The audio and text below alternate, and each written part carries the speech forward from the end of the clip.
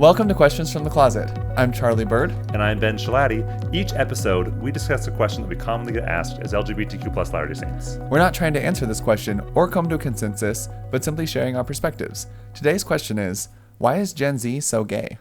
So Charlie and I are not terribly diverse, and we share many opinions and life experiences. For example, we both use our cell phones way too much. However, there are some pretty big differences. For example, Ben always keeps his cell phone on loud. I do. And mine's always on vibrate. I know, which is such an old thing for me to do. It is old, since we're talking about Gen Z today. Yeah. I don't know how, like, are you ever in, like, meetings and your phone's going off? Yeah, then I put it on silent. But how do you remember to change it all the time? Habit. And sometimes you forget and you're like, oh no, someone cares about me. Maybe, the only bad thing about always being on vibrate for me is that when I lose my phone, which is like 7 times a day, I can never find it because it's always just vibrating somewhere in my house. Well, this goes along with another similarity and difference that you wear tighter pants than I do. So if my phone's on vibrate, I just don't feel it. Really? So, your pants are that loose? No, they're not that loose. But I meant, like if I'm walking and it vibrates, like I'm not going to feel that. Really? Do you ever get ghost vibrations? Of course I do. What are those? Like I get them when I'm traveling abroad and I like don't even have cell service. I'm like, oh, my phone's buzzing. I'm like, oh no, it can't buzz. I don't have How does that here. even happen though? Like what brain receptors? I don't know. Is it maybe? Yeah. It's the spirit. It's not the Holy Ghost. Sending you a message. It's not the Holy Ghost. That comes in a different way. But I just got this new Apple Watch. Okay. Which I'm excited about. And so now my phone has actually been on silent more because because you can see it. I can feel when you my like wrist to be notified. I do. I'd like to be interrupted. Yeah, I hate that. I just want to run away from my notifications. I know, because you don't respond to your messages, but that will be a different similarity and difference for another episode. The people know. I get stressed out with messages. It's true. Anyway. We like to provide a variety of voices and perspectives, and today we're happy to be joined by Dr. Lisa Diamond and Julia Decker. Say hello, guys. Hi. All right. Well, Lisa, you've been on the podcast twice. This is your third time. You're one of our few three-time guests. We like you. I'm trying to take it over. Yeah. So for those people who don't know who you are, just tell us a little bit about yourself, and then, Julia, we want to hear about you, too. So I'm a professor of psychology and gender studies at the University of Utah, and I'm not from Utah. I came here, in 1999 to work at the University of Utah, and I studied sexual identity development, gender identity development, effects of stigmatization on health and well-being. And so over the years working in Utah, a lot of my work has focused on the experiences of LGBTQ Mormons and the sort of unique context of what it's like to grow up here, to navigate the church's position on, gender and sexual identity issues. And so that's what I do. Lisa, we're so happy to have you on again. This is our third time having you, so we'll just have you on every season. I plan to take over your whole podcast. Perfect. And Julia, tell us about you. So I am a senior psychology student at the University of Utah. I'm originally from Arizona. What do you think of saguaro cacti? Huge saguaro cacti fan. Oh, yeah. Personally. Okay, wonderful.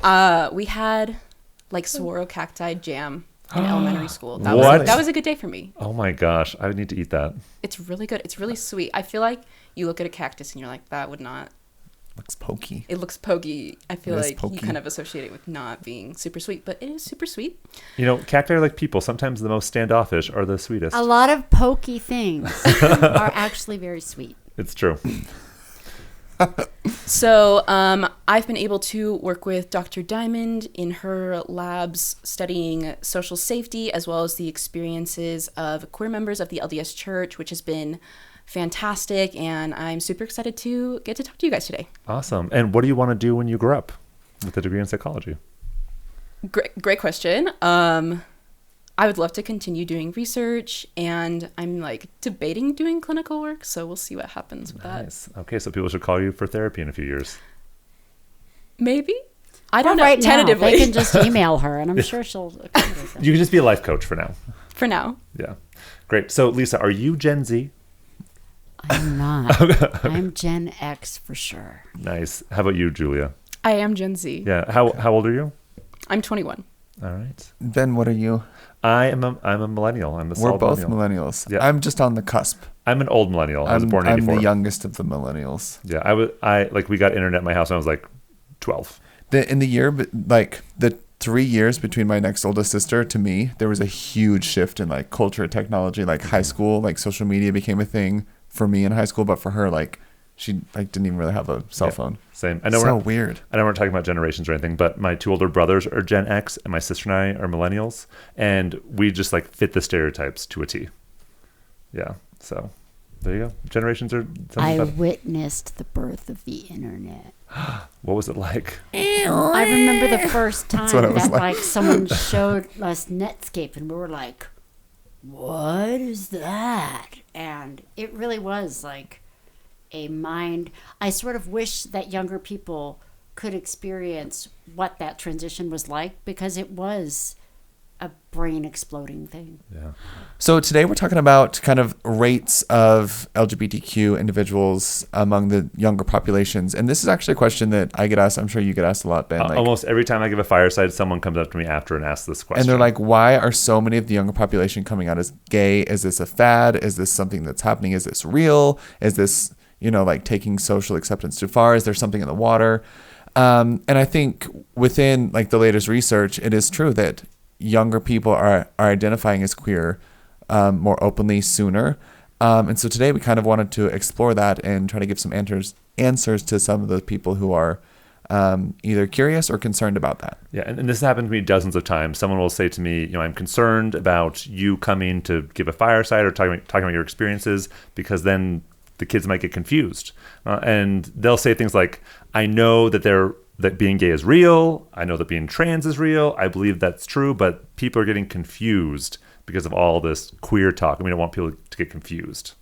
So that's kind of the waters that we're swimming in, and so we're here to let you guys tell us all the answers. Well, I'll start with just some stats that we do know that it's a real phenomenon that Gen Z and the millennials, but especially Gen Z, are far more likely to identify as LGBTQ than previous cohorts.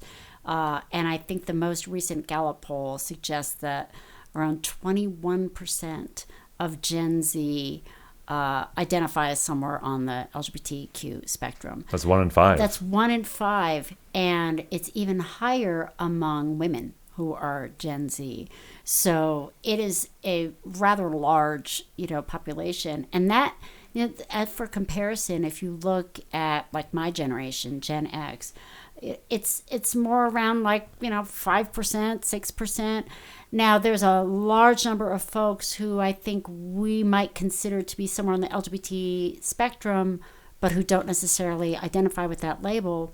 But the other thing that's really interesting about Gen Z is they're also more likely to see the LGBTQ label as including a much broader range of experiences, including folks who are like, I'm pretty much straight, but I know I could be queer, I'm bisexual or pansexual, I could be LGBTQ.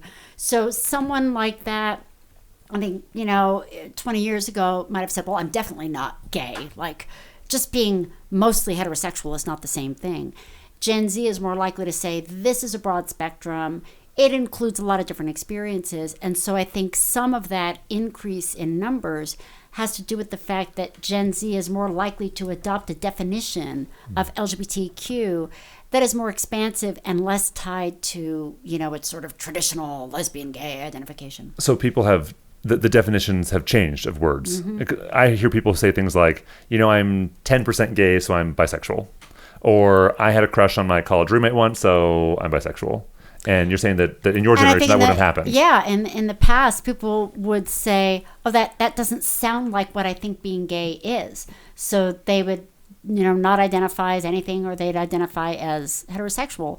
And in the past, there wasn't really a lot of space for their more fluid or flexible ways of understanding these things.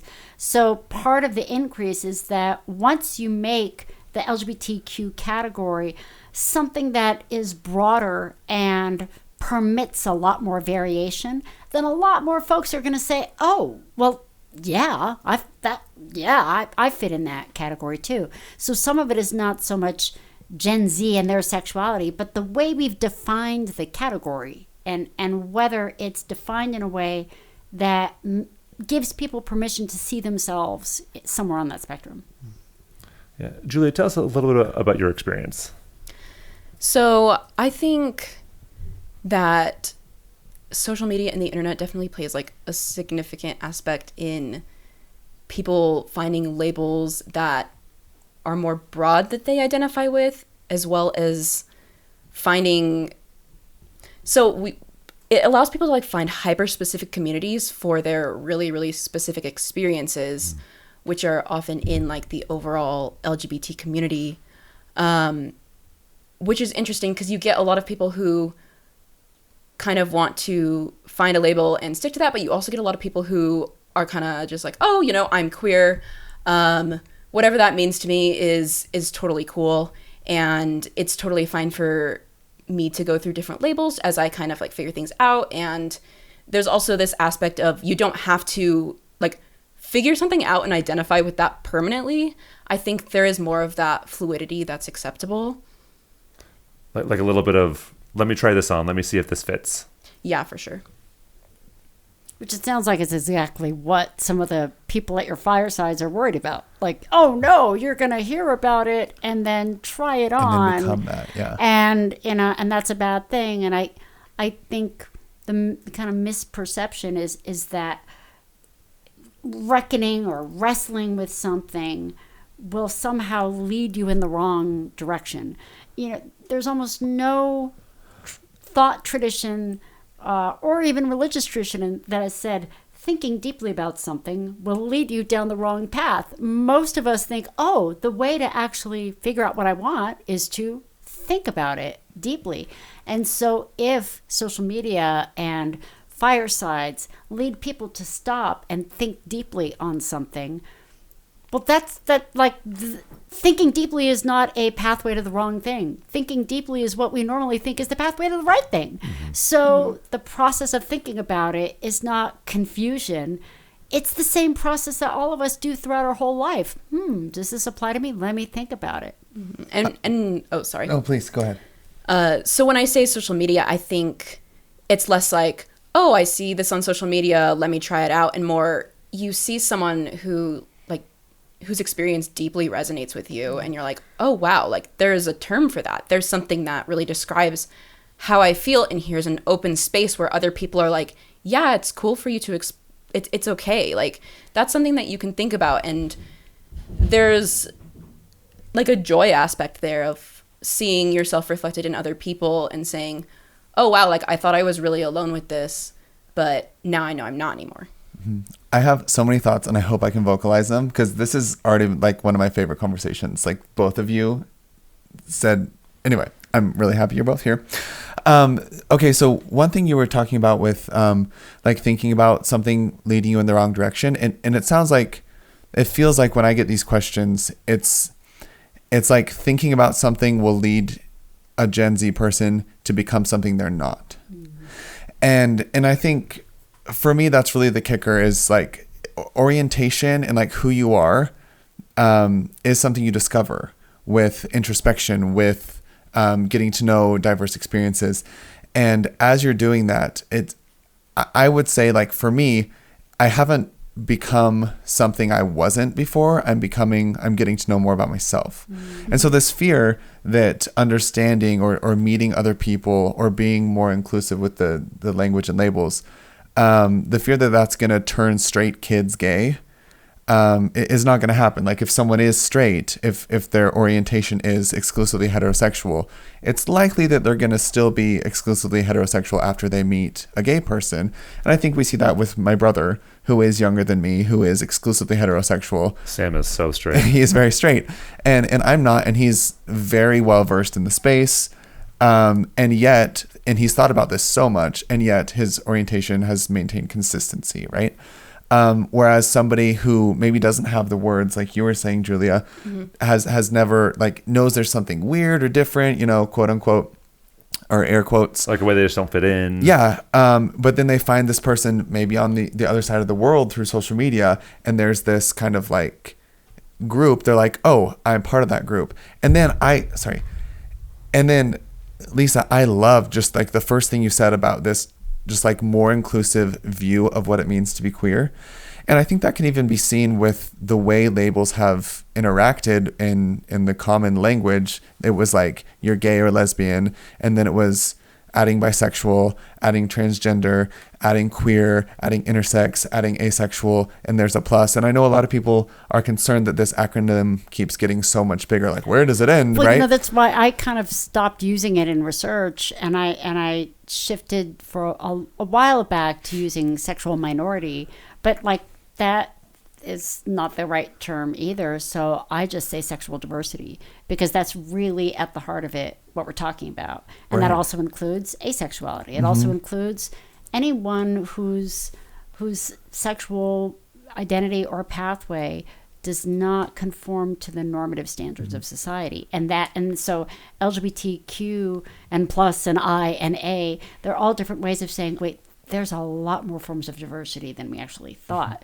And that's and it makes sort of what sense we're realizing. statistically that as this is growing, as the way people think about these experiences is growing, that more people are going to be, actually, yeah, I'm kind of in that boat. And then if they're asked if they're in that boat, they're like, yeah, I'm in the boat. And they're like, why are so many more people in the boat? It's just... Because it's a bigger boat. It's a bigger boat. Yeah. It's a super fun boat. It's like a Disney cruise. Best boat. It rides on a rainbow in the sky. Oh. Sorry.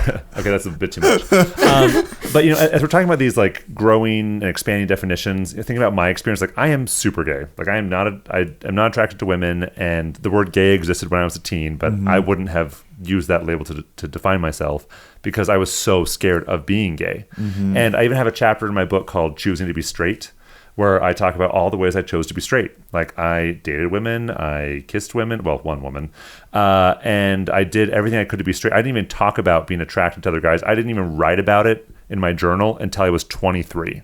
And not only did I not want to be gay, but I tried to be straight by praying and fasting, like all these things, in every way I chose to be straight, and it just didn't work. Like, I couldn't change. And so you definitely thought deeply on it, and that did not do anything to make, like, so it's like thinking deeply about something is not gonna make you something you're not. Yeah, exactly. And so when I think if someone is saying, if this person, thinks they might be gay and they hold hands with a same-sex partner, will they discover something or like trigger something? And in my mind, I would think, at least for me personally, like, no, like that didn't happen. In fact, the opposite happened. Well, Ben, I think the underlying assumption there is that being gay, being queer is bad. It's unfavorable. It's less desired. So where you were a gay man choosing to be straight, that's desirable in the community. It's desirable in your religion. But a straight person saying, am I gay? Let me hold hands. Say there's a straight male who says, I might be gay. Let me hold hands with another man and see how that feels. That's where, like, it enters this area, what people consider to be sinful or wrong.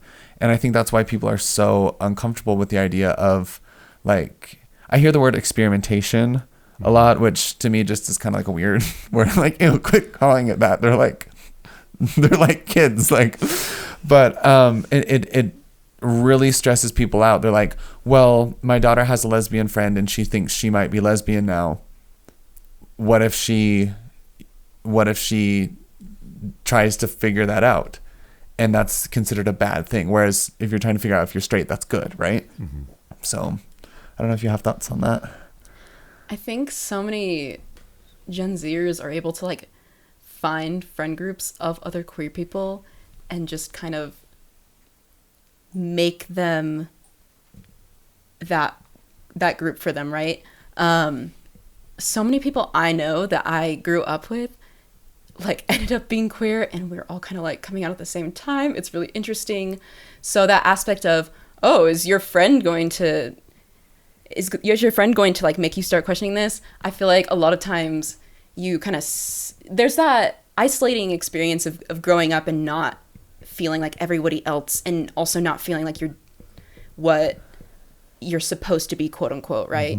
And so finding someone else who reflects that, even if you can't, like, consciously understand exactly what it is, I think there's this aspect of being drawn to those people, and then you all kind of, like, you become close and you figure yourself out while you're all you're doing that figuring out together. And I think then you have, like, these friend groups that are all end up being queer, but it's more of it's not like the friends cause you to be queer. It's like you found each other through this, like, maybe even unspoken, like, not even directly communicated shared experience, like shared interests, shared way you kind of, like, fit into the world. for sure. Yeah. And online communities are really interesting with this too, because when you live somewhere where there aren't a lot of other queer people, you can find that type of thing online and say, oh, like, here's a community for me where I can like safely explore this. Other people share my experiences. There's a lot of comfort in that. Yeah, I feel like people want belonging, right? And they want to feel not alone. And I have kind of a weird story, but today I was, as so many others, trying so hard to get Taylor Swift tickets, and there was like glitches with the website, and it was really difficult. I was waiting in line for 6 hours, and I was like, oh my gosh, I don't know what's happening. I got on TikTok, and TikTok knows I like Taylor Swift, and it's pushing people who are also doing the same things. And so I'm feeling like something's wrong with my computer, with my internet connection, and then I'm seeing people all over the world, and this is happening to them too. And there's community there, and I'm like rooting for that person, and they're rooting for me. And it, like, you know, a couple years ago, like for the last tour or whatever, I would have just thought that I had a bad internet connection, and I would have been like freaking out. But I was like, oh, this is like a global thing. There's not something implicitly wrong with my scenario. And I feel like that kind of translates into this idea of the world got so small immediately with social media. Like, you can meet anyone. So now there's people coming out in different countries. And even, Ben, you talk about like when you came out, there was, when you started feeling like you might be gay, and, you know, it was anonymous blogs. It was anonymous blogs, and they were hard to find. But now it's like the algorithm pushes people to you that like similar things to you. So it's a lot easier to find other people who are gay. Yeah, definitely. So, yeah. Julie, I have a question for you. So I've heard of this happening a few times, and I just want to get your perspective on this, where I'll talk to a young person who's like 20 years old, and they end up in this group of a lot of queer friends. Like, I'm straight, and their queer friends are like, are you sure? Like, are you sure you're straight? Like, you're not maybe a little bi? They're like, no, I'm straight. So is there this, is this happening? Are people trying to like push and force queer identities onto people? What are you seeing? I think maybe part of that is like when you're in a group like that and everyone has that shared experience and you're the one person that doesn't, there maybe is this sense of like, well, like maybe you just haven't like discovered that yet. But I think also what I've noticed is people do think that's funny, and the like straight friend will be like, oh yeah, I'm the token straight friend, this is just like how we do it here. So I think, you know, maybe in some circumstances you could have people who are like, oh, like I can tell you just need to figure it out. I know, like my friend group, for me, when I had a different identity, they were kind of like, hey, that's something that you should maybe think about. And they ended up being right. It's not like they could tell me. I kind of had to like figure that out for myself, right? So were you identifying as straight prior? How do you identify? I don't even know. So I identify as a lesbian. At the time, I was like identifying as bisexual. Okay. And my friend group was very much like, hey, I don't think you necessarily like men. And I was like, okay, well, I will take that and They're ignore like, no, Chris Hemsworth, yeah. But that's not necessarily everyone's experience, and people do like go through different identities and experience like sexual fluidity in that way, where someone is, you know, can hold multiple identities at different times in their life, and that can be accurate to them. You know, there isn't this thing where it's like, oh, you have to find your one true identity and use that true identity for your entire life. And so I don't know, the token straight friend, I do like to, I see like memes about it and jokes about it, and I think those are funny. Well, Ben, I'm thinking about this idea of like a group of, say there's like 5 queer people and 1 straight person. They're all like, are you sure? Because you're with us and you do the same things. I don't think anyone in the world is like abject from stereotypes. Like stereotypes and past experience and expectations of people informs the way we see the world. Mm-hmm. So if there is this straight individual who is like displaying stereotypical signs of queerness and they're in this queer group, it would totally make sense that people would be like, are you sure? Yeah. But the thing is, I don't think that by asking, are you sure, or even like joking about it, That would make that's that going to person- turn that person queer if they're truly not. And Like, I also- it won't. And I think it's common for us to project our experiences onto other people. Exactly. Like what you're like, I'm gay, you're sort of like me, so obviously you must be gay too, which I think that's just projection. Like, Well, the other thing is, in order to identify as queer, you have to have gone on some sort of journey with yourself, and you have had to interrogate your attractions and actually ask yourself, am I doing this because I want to, because society's told me? And a lot of heterosexual folks never have any need to do that deep, sometimes painful reflection of what do I find, like, is this authentic attraction? Like, what am I feeling? And so I think one of the reasons that queer people may often sort of joke with straight people, like, are you sure? Is because we all know what it's like to have spent some period of time just assuming that you're straight. Mm-hmm. And then going on this journey, we're like, what? Wait, what? And so often when we see a straight person, it's like, have you ever really asked yourself that? Because one thing we know is that you don't arrive at queer without some self-reflection, and yet a lot of heterosexuals never engage in self-reflection. And so it's like, oh, have you gone on a journey with yourself yet? And that is part of what I think the Gen Z kind of awareness is they have made it easier to say, hey, everybody gets to ask themselves that question. Mm-hmm. All like, now you can't avoid it. Like Like- once you know that LGBTQ plus whatever is out there, I think it's more likely for Gen Z heterosexuals to actually be like, well, I guess I have to figure out what I am. And that is a new thing for this generation, to actually go into their adolescence thinking, I wonder what I'm going to turn out to be. yeah, I think that's a huge difference. Whereas when I was growing up, and much worse for much more for older people, like the assumption so was much older. Well, the assumption was you're straight. Like, world assumption is everyone's straight. But with these younger generations, especially Gen Z, it's like the assumption is figure out what you are. Mm-hmm. And then so they're coming out younger too. I mean, I was always gay. I was always me, but I didn't start telling people till I was 22. I didn't come out publicly till I was 25 because I didn't really have the conduit to start that journey, or like the pressure or the visibility. The assumption was I had to be straight. But if it wasn't there, it totally makes sense. Like, I knew deep down when I was so young, and it makes sense that people would identify or feel camaraderie there if it is true to them. I mean, I think one way to think about that is that for older generations, the process of becoming, of just sort of coming into your own, was a very private process. It was done, in libraries. It was done behind closed doors. And then that's like you come out. And one of the things that's different is that becoming process, that developmental process for Gen Z, is more just open and out there. They're becoming right in front of you. They're going on that journey visibly on social media and talking about it. So the journey is very similar, but in the past it was a very private journey. And so it was like it would just kind of arrive fully formed. And Gen Z seems more comfortable saying, I'm becoming. I don't know who I am. I'm in the process of becoming myself. And it's okay if I change my mind. And it's okay Yeah. because becoming is a process of transformation. And that process is actually a lifelong process. I think that's a wonderful point. And as we're talking, I'm thinking about some of the older guests that we've had. And, some of the people we've talked to have come out at 60, 65, 70 years old. And I think the societal expectation and the pressure is a lot different there too.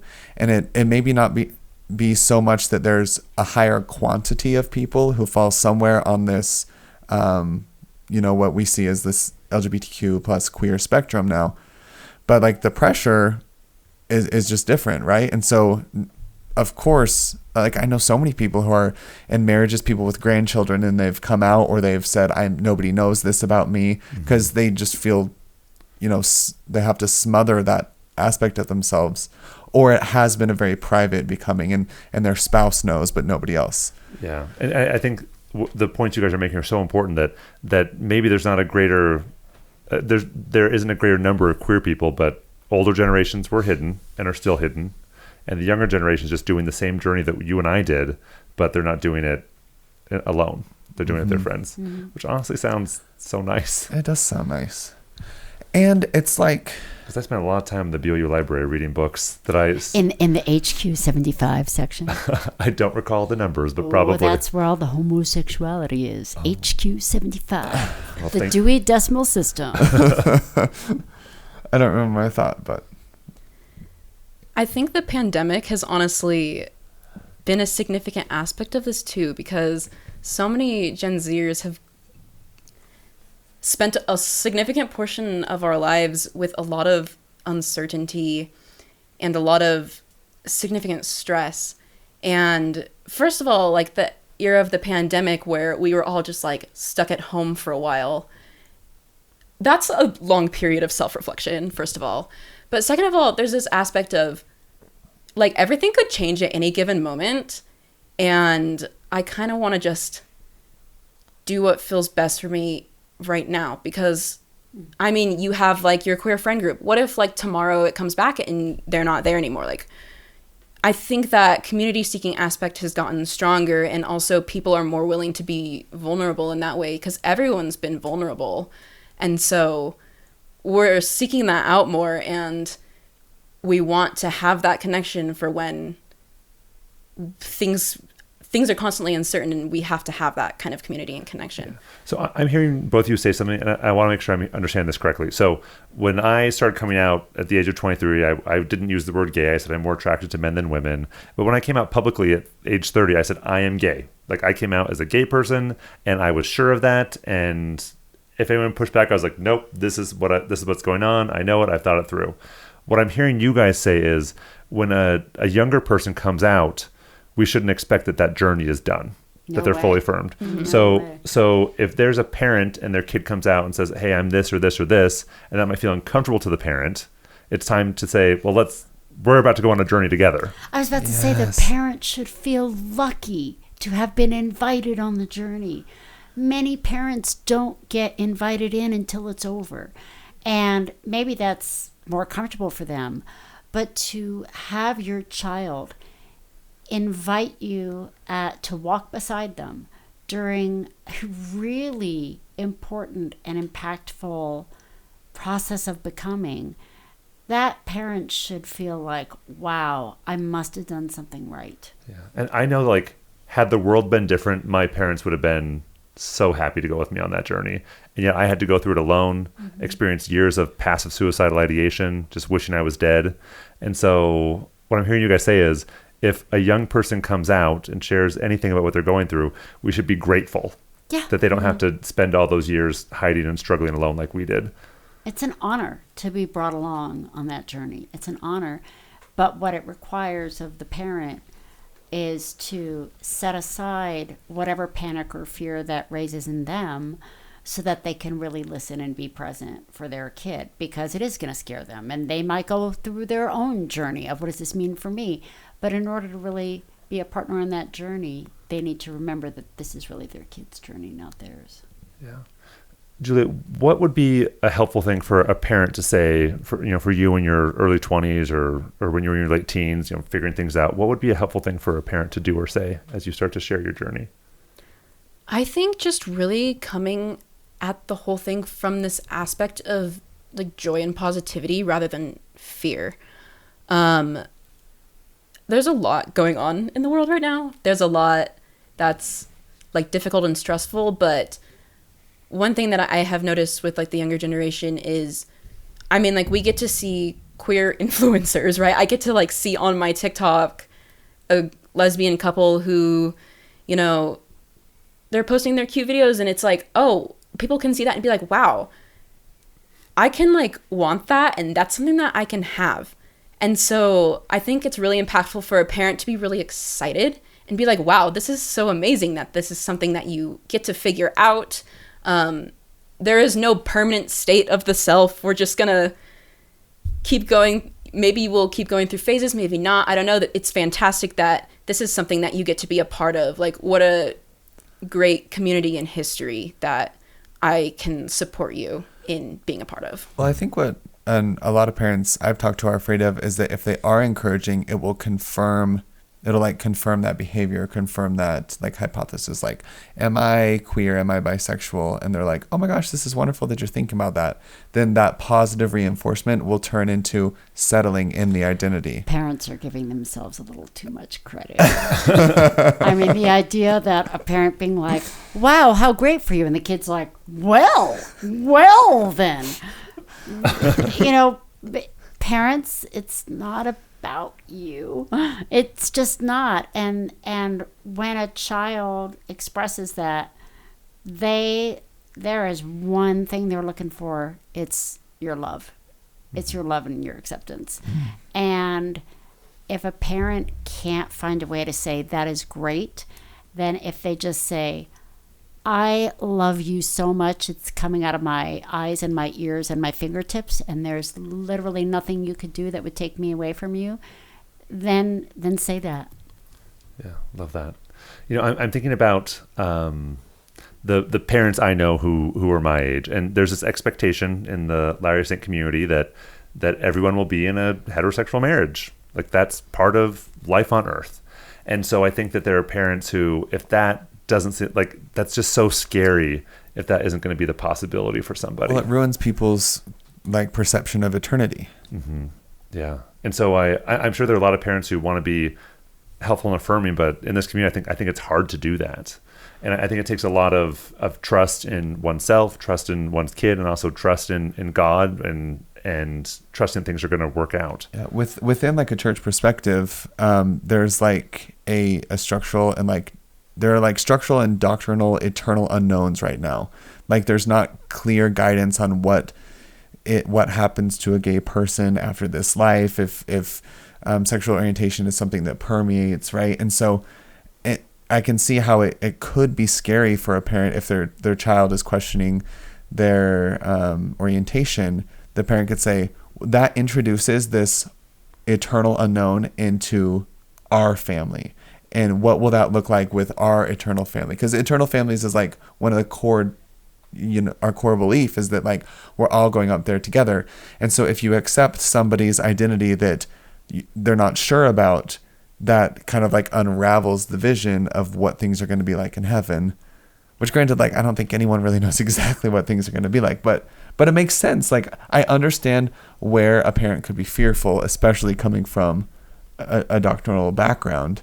Yeah. And yet, I feel like if parents let that fear, like you said, Julia, if the fear overtakes expressing love, then this worry that the family will dissolve in the eternity is going to happen right now. Because that like, dissolution will happen in the temporal. If that notion of the eternal family prevents you from being present to your family in the here and now, to the loving, breathing, joyful child that's in front of you, then what is the point, right? So if the notion of the future draws you too far away from the needs of your child in the present, then what's the point of a notion of an eternal family?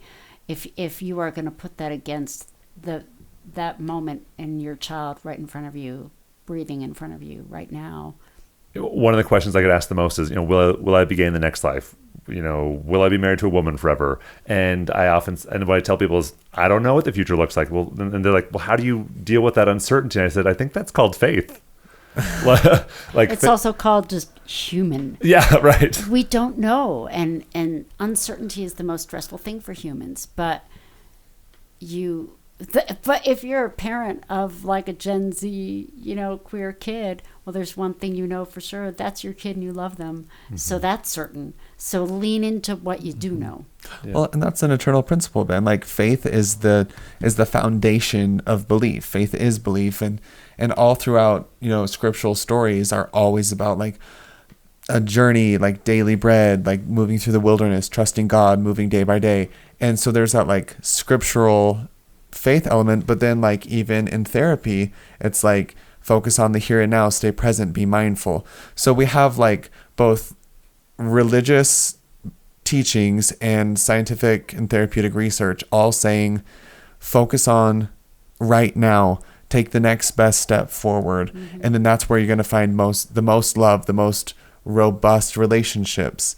And I feel like when you're in this space where there is unknowns, whether your unknown is, I don't know what's going to happen to my kid in the next life, or if the unknown is, I don't know if I'm gay or straight, if you can just focus on the now, then you'll be led to the right place. And we just have to start believing that people will be led to where they need to go and what is actually true to their core. And what I'm hearing everyone say is it's this fear that's keeping us from really loving people and being with them through all this. And even when you gave this figure of like 20% of Gen Z identifying as queer, I was like, that's weird because like it's supposed to be 10% because that's what it was in my generation, right? I'm like, this is no, it's 5%. No, for me. Oh, no, for me. Oh, well, you're older than me. I know. But but then you give this beautiful explanation that's like, oh, of course, that makes total sense. The boat gets bigger, more people are like, yeah, I fit in this boat, right? And so I think, challenging our assumptions or even what we've been taught, which was true, right? For people my age, it has generally been 10%. But you get information, and if you allow sitting in that uncomfortable space, you can learn. And I mean, another way to sort of look at the difference between 10% and 21% is there are just a lot more folks who I think would be considered mostly straight who simply just didn't identify. So the 10% was probably an undercount. Yeah. And so it's not that, why are so many of the Gen Zers gay? It's like, why so few of the millennials, right? Because like there was more effective kind of suppression of same gender sexual expression in the past, especially if you were close enough to the heterosexual prototype that you could kind of slide by. And so it's like, no, it's not that it's going up against, Gen Zs. Maybe what's happening in Gen Z is what really should have been true for everybody all along. So I'm throwing something new into the conversation now. I wonder if people are worried about this trend continuing, and it's like, at the end of the day, everyone's going to be gay. Like, everyone will be LGBTQ. And I think that... And Julia's like, that's the world I want to live in. It's just like my friend group. But I think identifying as queer, I think people are worried. Like, I genuinely believe people are worried that if everyone's gay, nobody's procreating. And like, just because 20% of Gen Z is identifying, like 1 out of 5 is queer, that doesn't mean that 1 out of 5 is going to be in a long-term same-sex relationship. I will just say that if you look at the history of the world, humans have not had a problem procreating. Like, humans have figured that out. It used to be, people would say to me, how can there be genetic contribution to same-gender sexuality, because that would be maladaptive for the species. Exactly, right. And we know that there is a genetic contribution. It's not deterministic, but it's somewhere between 8% and 20% of the variation is genetically influenced. But humans are so good at pressuring other humans to pair up and have babies that there has never been any evolutionary pressure, against same-gender sexuality, because it has been coexisting quite comfortably with procreation and all the things in the history of the world. And there is no human community that's ever been observed in which same-gender behavior supersedes or kind of blocks out other gender behavior. It has always coexisted. And so I don't think there's going to be a problem with getting enough humans on this planet. I think we'll be okay. Well, I read yesterday, I think it was the UN that projected that yesterday we hit 8 billion people in the world. And I mean, granted, there's so many variables to this, but like, as the world is the most gay, we also have the most people, right? So I feel like that's easy to argue. Yeah. Can I switch tracks for a little bit? Yeah. So I hear another variation of this question, like, why are so many people, young people gay, or are people turning gay? And I've heard a lot of people say, well, here's this young girl, and she's really insecure. She wants to fit in. She'll do anything to fit in. She plays into fads, does other like unhealthy ways to try to find community. And then we've also had this discussion on queer friend groups and how this can be like a really strong sense of community and belonging. And I know quite a few people who are worried that the girl I just described is going to turn gay or present gay or be gay in order to fit in with the queer friend group. Yeah. Have you heard this? I have. Your And thoughts, maybe too? that insecure person, if she goes to a church group, will become religious, right? So the issue of insecure people being drawn into things that maybe aren't a good fit for them, it's really interesting that we only really worry about that when the thing they get drawn into is being queer. We don't say, wow, maybe the reason that you're staying up all night studying is that you're insecure and you're using your high achievement to get approval, or maybe the reason that you're the most devout person. So insecurity and people wanting to be accepted is another universal human condition. We only tend to get upset about it when it's something related to this stigmatized category, but that is also a part of just humanness. Yeah. What do you think about this, Julia? It's possible that could happen, but that someone's going to present as anything, like Dr. Diamond was just talking about. Like, you can act, I mean, like, I pretended I liked, I don't know, I had like a slight One Direction phase, even though I only listened to like one album of One Direction. But because what a fun phase. Yeah, but like I didn't really like personally really care for One Direction. My really good friends at the time did, and I was like, part of it was like, oh, like everyone really likes One Direction right now. Like I need to get into One Direction so that I can, be a part of conversations. And then there's the other aspect of like, oh, my friends care about this, so like. And I care about my friends and I want to be interested in the things that they're interested in. But really, like, anything can become... You can pick up anything in order to try to fit in, right? And... Well, I think in like adolescence and early adulthood, that's really normal. Like there are fads and there are phases. And like I remember freshman year of high school, like everyone was wearing this Hollister hoodie. And I was like, I have to be popular. I have to get this Hollister hoodie. And it was like $90. Oh my gosh. And like my family wasn't gonna buy me that hoodie, but I would like go to secondhand stores like Plato's Closet and try to get Hollister clothes so I should fit in. You think I wear stuff like, no, like I never even think about having to wear that Hollister hoodie these days. But like there was like 4 to 5 years of my life where it was really important to fit in. And then I corrected to, my actual style later. And I'm sure in the future there's gonna, I don't know, like fads happen all the time. Kind of like what you were saying, this fad's bad because being queer is bad. But the fad of anything else is good. By the way, I had the biggest crush on Zayn from One Direction. Oh my gosh, he was so cute. What I hear you guys say is that it's possible for someone to say, hey, I am this to fit in, but that's not something that's going to stick long term. Yeah, and I think the idea that there's something disastrous about even questioning your sexuality if you're straight. There's nothing. I think it should be mandatory for everyone to deeply question their sexuality because society gives so many negative messages and so much shame that if you can create an environment where your kid can say, I thought about whether I was gay, and I really thought about it for a good week, and I figured out I'm straight, then it's like, well, good for you. And so even if the process doesn't end to a long-term queer identity, someone who goes through that process and has the safety to do so is probably better off for it. And you're not going to regret it. No, because you know something about yourself.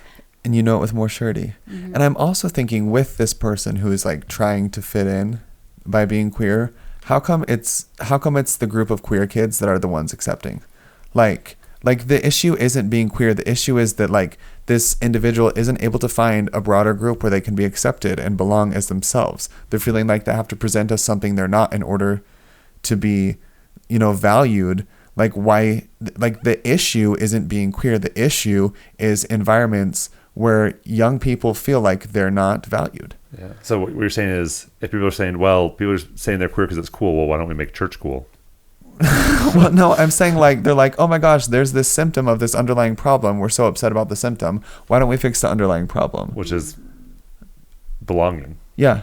And I think, and Julia, tell me if you think this is true, but my sense is that Gen Z in general, but also Gen Z sort of queer folk, they have a more open-minded perspective on a lot of forms of diversity. Mm-hmm. There's a lot more openness about mental health, about just childhood diversity. There's, queer folks are often, because they've made it through the fire to, queerness, are like, go ahead, bring your weird, bring your hardship. We're here for it. We're down for it.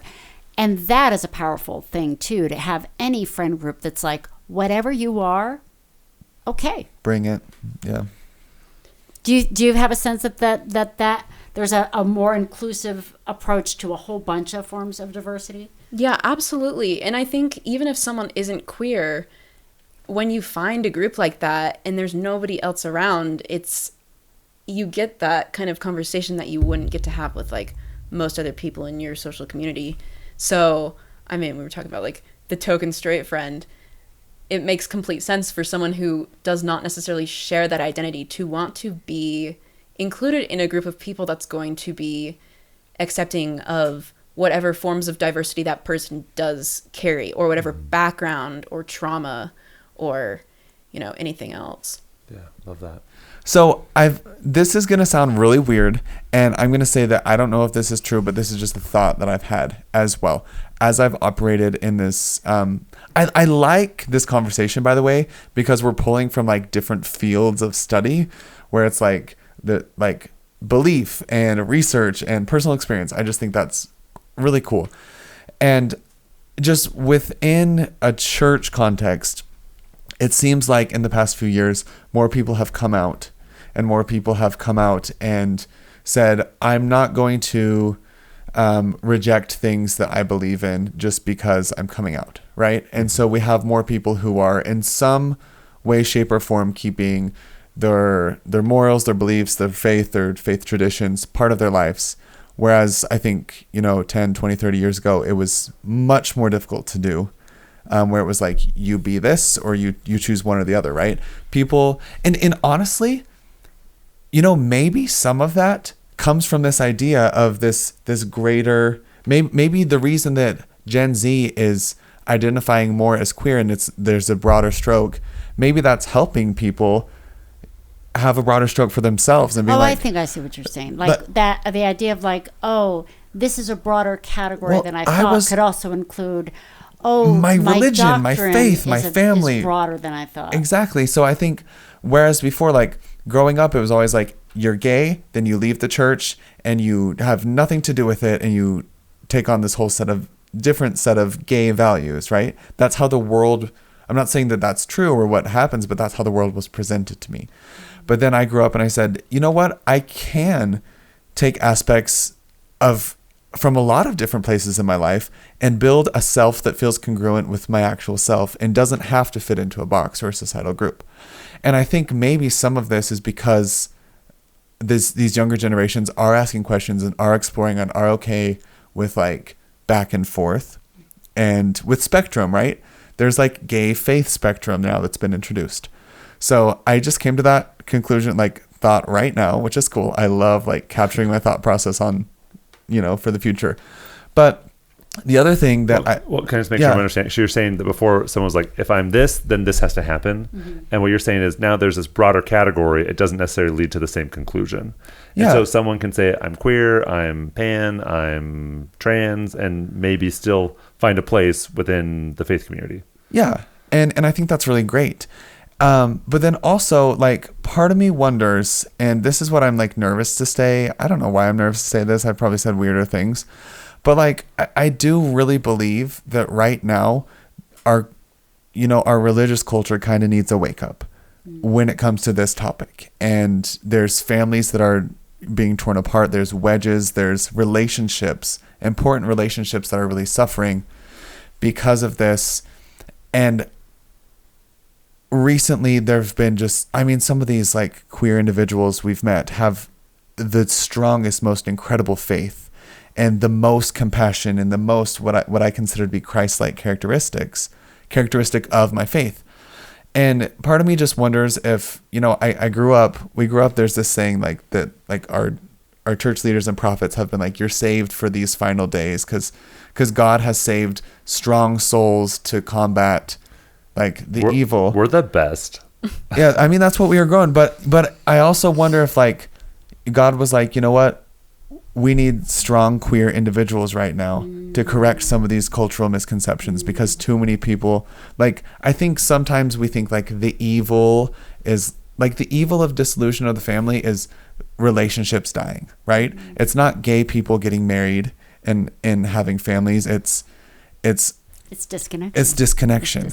And so there's these people, these queer people who are saying, you know what? I refuse to be disconnected. I'm going to have grace. We're going to work through this. I'm going to muddle through this and figure it out. And I just wonder if part of the reason there's been this increase, from a religious perspective, is because God's working here, And also because connection does take work. Yeah. I mean, connection, maybe part of the eternal family's rhetoric is like, it will just come. You will just get it. You just will be given it. And part of being in the here and now is that connection is not to be taken for granted. It has to be built and it has to be maintained. It requires choices. It requires choices to stay connected to a gay kid, to say, if I'm going to be connected, I need to work at that. I need to actually choose that. I can't just assume that because my child is my child, we will be connected forever. It's like, you're going to have to build it. You're going to have to build it every day. Mm-hmm. Yeah. And there's people who are choosing to build it. And I think it's fixing a lot of this pain. Yeah. Does that make sense? Yeah, yeah. Is that a weird thing to say? I mean, I don't think it's weird. Yeah. And I love the idea of that being true, that God is saying, let's heal these divides, and maybe, we're the ones to help do it. Yeah. Mm-hmm. Canary in the coal mine. Maybe we're called to expand the borders of Zion, Charlie. Maybe we are, Ben. That's the name of Charlie's new book. In one of the interviews I did with a mom, an LDS mom of a transgender child, and she said that at some point she was, because she was still devout, and she also really loved her child, and she said that she prayed for an answer. Why is this happening? What's the right thing to do? Do I support this? Do I not support this? And she said, and I did not get an answer. And then I realized that was the answer. The answer was the not knowing, and therefore go with what your love tells you to do. And I thought it was really brave and kind of transformational that she took something that uncertainty is that thing we all fear. I'm not getting the answer. And then she had that moment of like, oh, that is my answer. I have to make the choice. I can't wait for someone to tell me what to do. The uncertainty means I must act, and I'm going to act out of love. And so it is really interesting that the way we frame these choices, we have a lot of control, but there is still a choice to be made. And if you're a parent, that choice should put the kid first. Yeah, as you guys have both been talking, I've been trying to digest this, and I remember something that Carl Hull said. He was a guest on one of our first episodes, and he's a bishop, and he spent like a year really getting to know queer people, and he said on the podcast that his most spiritual experiences had come from getting to know queer people and hearing their stories. And how many moms have I talked to and dads have I talked to who say that my queer kid taught me how to love in ways that I didn't know I could. And what an amazing opportunity we have right now as a society, as a culture, to get to learn to love better. Yeah. What if we could look at like this increase in people identifying as queer as an increase of the number of people who can teach you how to love? Mm-hmm.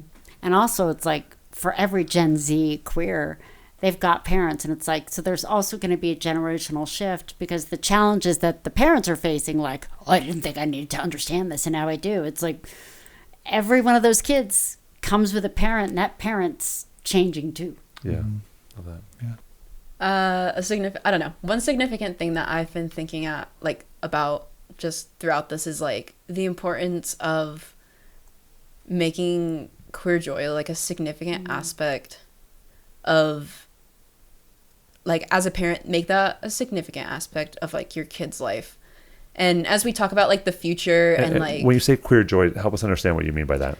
what I mean is like celebration of community and history and identity and like who you are. And I feel like a lot of people approach like queer identity from like, oh wow, that's like really difficult, like that must be really hard, I'm sorry, I'm worried about like what you're gonna have to go through. And I really like reorienting to that to be, I'm so happy that like I have this. Like for me, when I like growing up, when I thought about the future, I just kind of didn't. I never really looked forward to the future all that much. It was just kind of like, oh, I go about my day to day. I think queer joy is that aspect of like, wow, I've never felt like in the future I get to have something that I really, really like love and care about and treasure that's mine. So I think parents becoming a part of that is important, because you want to be involved in your child's joy, not just like their suffering and the struggle and finding out identity. You want to be there for the part of it that's really positive, and the part of it where it's like maybe you didn't see yourself having a future in these areas, but now you get to have that. Yeah. Thank you. That's beautiful. That is beautiful. That is really profound. Well, honestly, thank you both so much, Dr. Diamond, Lisa. I'm just, every time I talk to you, I'm so just honored to be in your presence, because you're brilliant. But I'm just so impressed that, you know, you're not a member of the church. You don't have to care about this space or this community or me or Ben or anyone. But like, I'm so grateful that you're able to add your perspectives and willing to step into this space that you don't have a direct connection to, but you just care about people. And I just think that's so valuable. And you have such a big, good heart. And I do have a direct connection, because every student, you know, it's like I learn from being here. I've loved so many of the I knew you were going to say that. My door. I mean, you know, it's like they have changed me. You're just proving my point. Yeah, like it's just really wonderful. And Julia, thank you so much for being our Gen Z representative here, and also like your thoughts really added to the conversation, and I learned a lot from you. Thank you. Yeah, and shout out to your mom, who's a podcast listener. Yeah, shout out to my mom, who's a podcast listener, and also shout out to her. Julia's mom. I didn't know that. Anyway, well, thank you everyone. It's been such a wonderful conversation, and let's let Lisa read the outro. Thank you for joining us today. If you've enjoyed this or other episodes, please consider leaving a review, following us on Instagram, YouTube, or Facebook at Questions from the Closet, or sharing this podcast with someone you love. And remember that we do not represent the Church of Jesus Christ, Latter-day Saints, or Brigham Young University. We're not trying to be prescriptive or tell anyone what to think or what to do. You heard 4 perspectives, and there are many, many more. We encourage you to listen to other voices and hear a wide variety of experiences. If you would like to submit a question or share a comment about today's episode, you can email questionsfromthecloset@gmail.com. Until next time. I was going to say, and if you want to participate in any studies, we now have a little link on my University of Utah webpage where, if you would like, because we're doing more research, you can just click to express interest in participating in research. So if you just if you type into Google, my mom has informed me, Lisa Diamond, Utah, you'll find my webpage, and there's a link that says click here to express interest in participating in one of Dr. Diamond's studies. Great. Awesome. Thank you. Thanks for sharing that. All right, let's all say the final words together. 1, 2, 3. Until next time.